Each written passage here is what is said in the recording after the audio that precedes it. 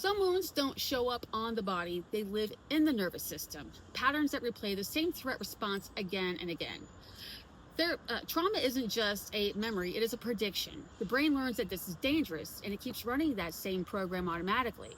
For many veterans, and this extends to other trauma survivors as well, that means the system never fully powers down after combat. The amygdala, which is our threat detector, stays overactive. The body stays on alert. And parts of the brain that normally help regulate and frame response, like the prefrontal cortex, get overwhelmed by that constant alarm signal. So the whole system gets stuck in a kind of loop: high alert, low flexibility, the same response repeating.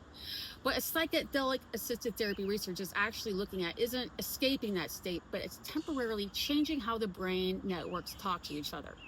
Compounds like psilocybin and MDMA act on serotonin systems, especially the 5-HT2A receptors, and that shifts overall brain network communication.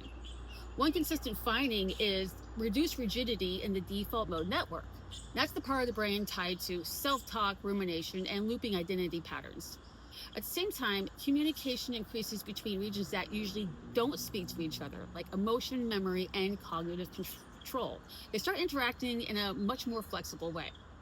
So instead of the brain snapping back into the same threat interpretation, there is a window where it can hold the memory differently.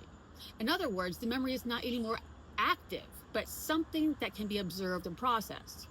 And that's where a therapeutic setting becomes crucial, because the goal isn't intense hallucinations. It's access to the memory without the same neurological lockhold. In veteran-focused studies and reports, a lot of people didn't describe it as tripping. They describe it more like clarity, distance, and perspective. The memory is still there, but it doesn't pull under the same weight.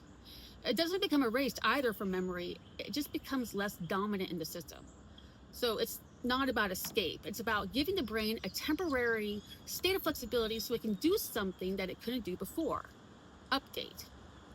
Trauma is in the brain doing its best to protect you with outdated predictions. And healing at a neurological level is when those predictions finally have a chance to change. And this isn't just being explored for combat trauma, it's also being studied for many different types of psychological wounds. All of them seem to carry the same thing in common: stuck patterns that don't shift easily on their own. And that extends to childhood trauma, long-term stress, and even relationship trauma. And I will talk more on each of those topics going further. Thanks for listening. Stay weird.